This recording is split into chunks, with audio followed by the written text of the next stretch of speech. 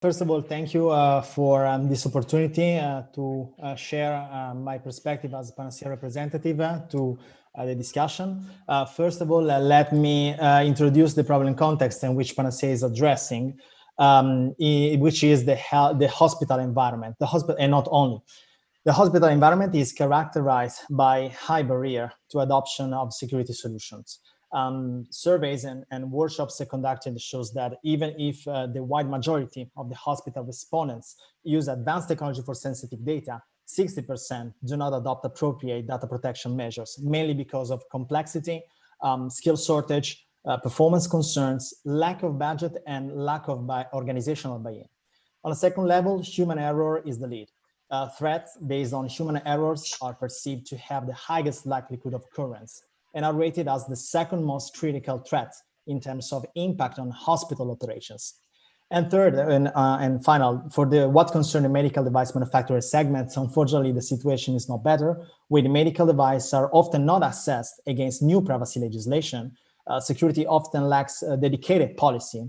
Vulnerability management is often not performed, and almost a fifth of hospital respondents stated that safety issues relating to cyber security incidents of medical devices were never investigated. So in this respect, Panacea built a consortium that specifically target three big stakeholder groups, which are hospital and patients.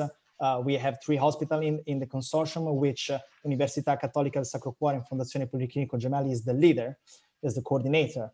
We have a strong link with the healthcare segment. Industry and research, with representatives from cybersecurity solution providers and insurance ensure the link with cybersecurity segment, and policymaker and standard developing organization, which, for example, RINA is one of the representatives linked to the certification segment.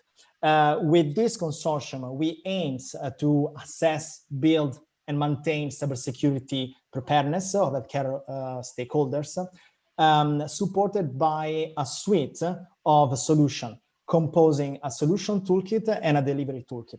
The solution toolkit basically is made up to address both technical parts, covering dynamic risk assessment and mitigation, secure information sharing, security by design and certification, especially for medical device and IT systems, and identification and authentication solutions. While organizational tools addressing training, education, resilience, governance, and secure behavior nudging, which is the people part. And I would highlight that the project is people-centric.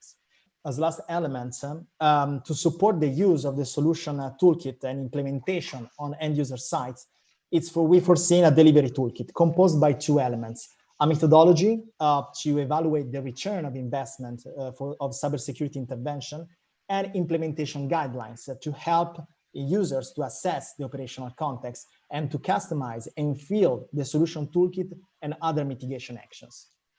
Thank you very much.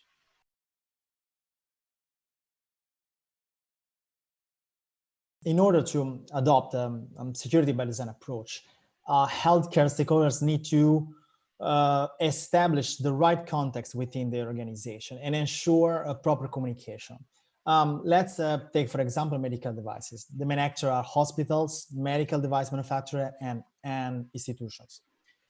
Hospital, as the first element. Hospital need to set up within their organization a clear and resilient security governance to prevent human errors and malicious actions, specifying security roles, responsibilities, creating security policies and procedures, and developing training and awareness raising programs. They take care of risk management to prevent, obviously, system failures and supply chain failures, and especially have a continuous compliance and assurance by adopting standards and show compliance through certification.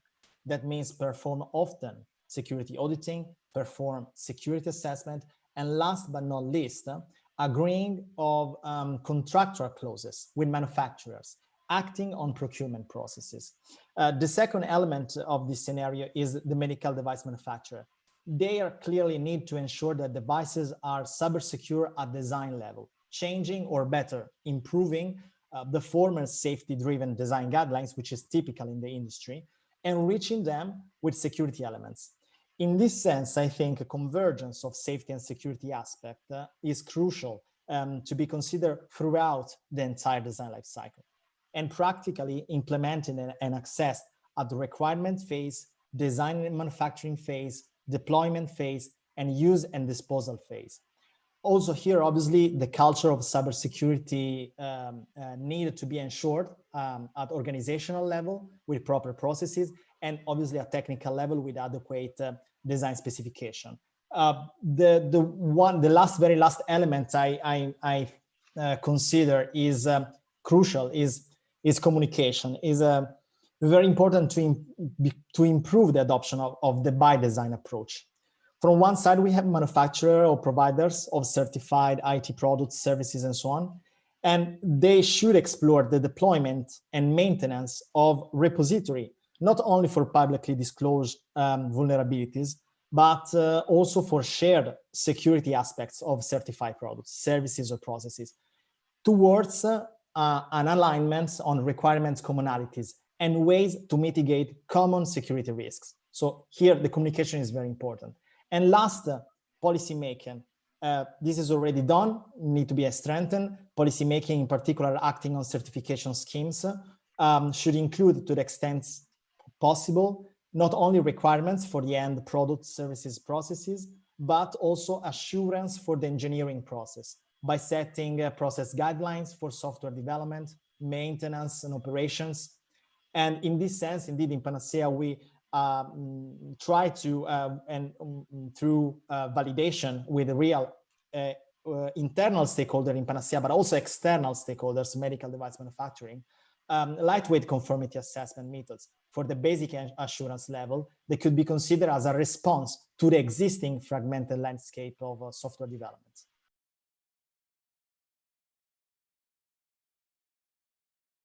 Systems and medical device vendors frequently propose healthcare organizations to adopt new solutions to support clinical and administrative processes.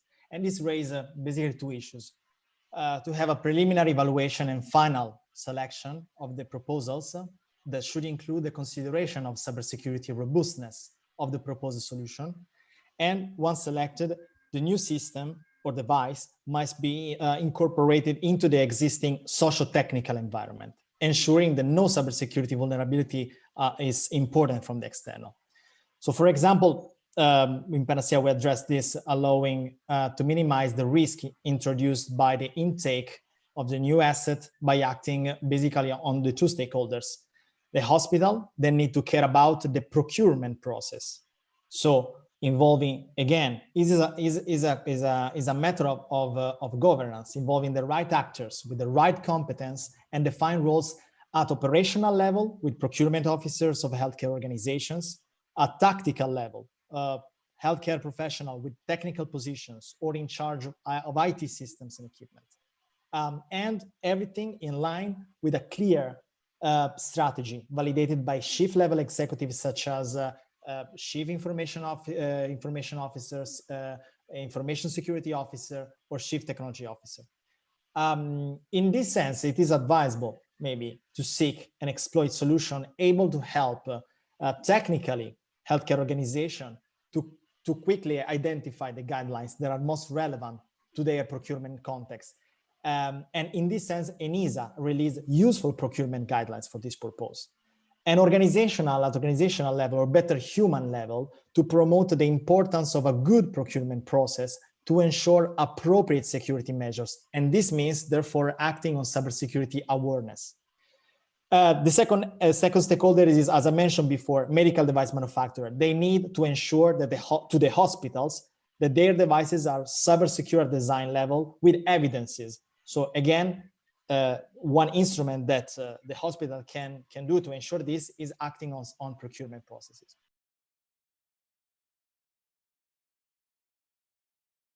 The COVID-19 pandemic demonstrated the value of e-health services such as telemedicine or remote patient care.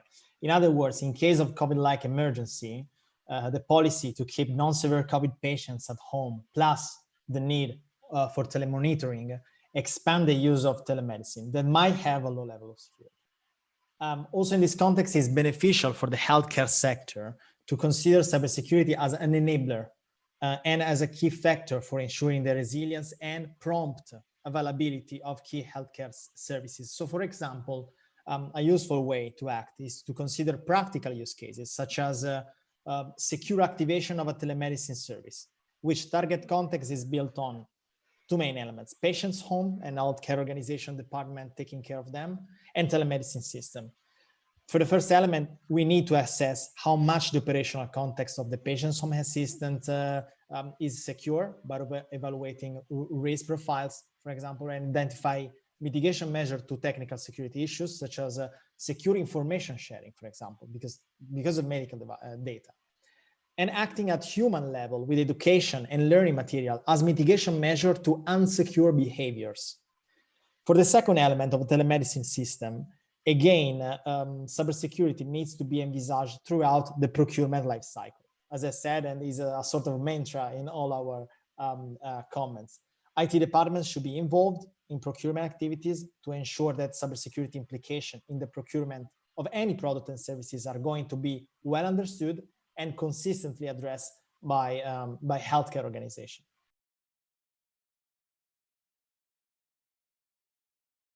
My recommendation is on 3 points, basically.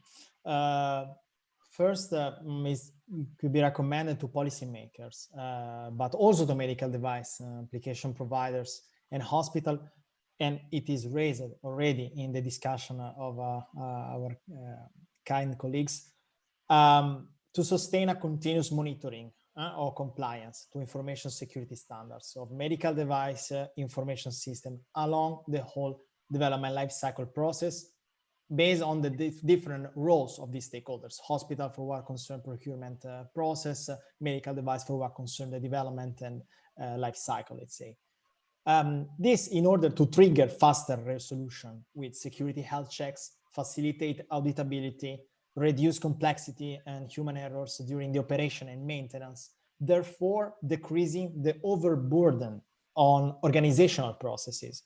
By the joint focus on this aspect, both from producers and consumers of software medical devices, it is possible to reduce the gap of regulatory information asymmetry between these actors, producers and consumers, that can cause assurance unclarity and vulnerability. On the second point, considering the impact that their widespread adoption may have on cybersecurity, I would like to recommend inserting a more explicit reference, maybe to security by design tools in a potential next version of the procurement guidelines for cybersecurity in hospital released by ENISA, specifying that they can be used in the plan phase, analyze and collect requirements, and in the source phase, prepare requests for proposal tenders, evaluate received proposals of the procurement process.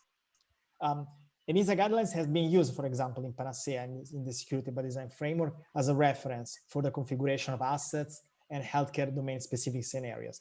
And as a consequence, a taxonomy of assets and related scenarios has been introduced. So it's a practical example of implementation of ENISA guidelines applied to the risk assessment by design in a project. The third element, and I'm close my recommendation, considering that the European Commission funding mechanisms allow to kick off many projects of ours, such as Panacea, Curex, and so on, that deliver solutions aimed at improving cybersecurity, and considering the need to digitize the healthcare sector after COVID-19, especially in the context of the Next Generation EU, for example, we recommend that maybe European Commission strengthen channels to promote the adoption of those solutions to the end users. This channel could be, for example, a co-financing fund, I don't know. They can be used by healthcare organizations if they use solutions developed through EU programs. This is just an example to, let's say, unlock the possibility to better take advantage of basically what the research project and the European Commission goes to for fund.